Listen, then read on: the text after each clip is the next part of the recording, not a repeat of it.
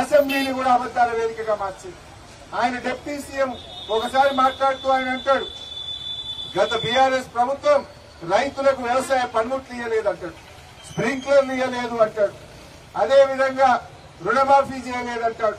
ఇట్లా ఏదేదో మాట్లాడి నేను లేచి మైక్ తీసుకున్నా, అయ్యా ఉప ముఖ్యమంత్రి భట్టి గారు అసెంబ్లీలో కూడా అబద్ధం మాట్లాడి ఎట్లా, మొన్నటిదాకా గాంధీ భవన్ లో మాట్లాడిండ్రు, ఎలక్షన్ల ముందు మాట్లాడిందంటే సరే, ఈ అసెంబ్లీలకు ఇప్పుడు కూడా అబద్దాలు ఆడాలా?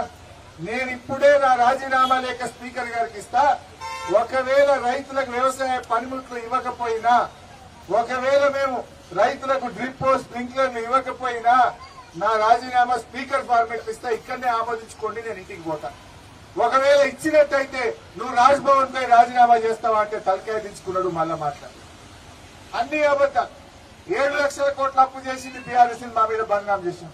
మొన్న అసెంబ్లీలో లెక్క చెప్పిన, ఒక్కొక్క రూపాయి లెక్క చెప్పి 10 ఏళ్ల బీఆర్ఎస్ పాలనలో కరోనాతో సహా మేం చేసింది 4,17,000 మాత్రమే.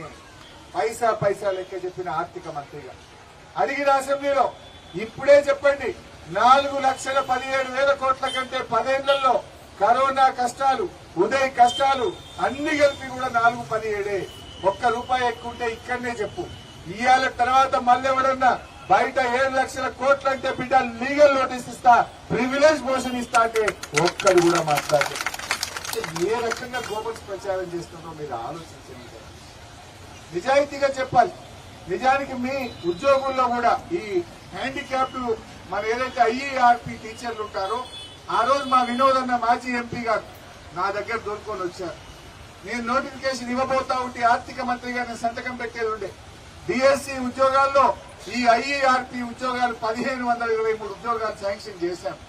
దాంట్లో కలిపి నోటిఫై చేస్తామంటే మేము 20 ఏళ్లకెళ్ళి పనిచేస్తున్నాం అన్నా, మమ్మల్ని రెగ్యులరైజ్ చేయండి, మరి స్పెషల్ ఇది ఉంటది, కొత్త వాళ్ళు చేయలేరు అంటే నేను ఆ రోజు డిఎస్సి నుంచి దాన్ని డిలీట్ చేసి 1,523 ఉద్యోగాలకు రెగ్యులరైజేషన్ కోసం ఫైల్ ఆ రోజు నేను అందించాను. అంతలో నోటిఫికేషన్ వచ్చింది. మరి ఈయన వచ్చి ఇక్కడ మాట్లాడిండు, ఏమైంది అని నేను అడుగుతా ఉన్నా. మనిషి అనేవాడికి మాట మీద విలువ ఉండాలి. ఏం అధికారం శాశ్వతం కాదు. నువ్వేం పర్మనెంట్ ముఖ్యమంత్రి అయినవా? మళ్ళా రావా? నేను మీ అందరినీ కూడా ఒకటే కోరుతున్నా, ముళ్ళును ముళ్ళుతోనే తీయాలన్నట్టు రేవంత్ రెడ్డి మాటల్లోనే మీరందరూ కూడా ఆయనకు బుద్ధి చెప్పాలని చెప్పి కూడా నేను ఈ సందర్భంగా కోరుతా ఉన్నా. అధైర్యపడకండి, తప్పకుండా మేమున్నాం. మొన్నేదో అసెంబ్లీలో అడిగి వదిలేసినామని అనుకోకండి. మీకు న్యాయం జరిగేదాకా బీఆర్ఎస్ పార్టీ మీకు వెన్నుదన్నుగా ఉంటుందని చెప్పి కూడా నేను పని చేస్తాను. అన్ని వేదికల మీద ఈ ముఖ్యమంత్రి మీద, ఈ ప్రభుత్వం మీద ఒత్తిడి తీసుకొస్తాం. ఎక్కడ అవకాశం వచ్చినా ఒత్తిడి చేస్తాం.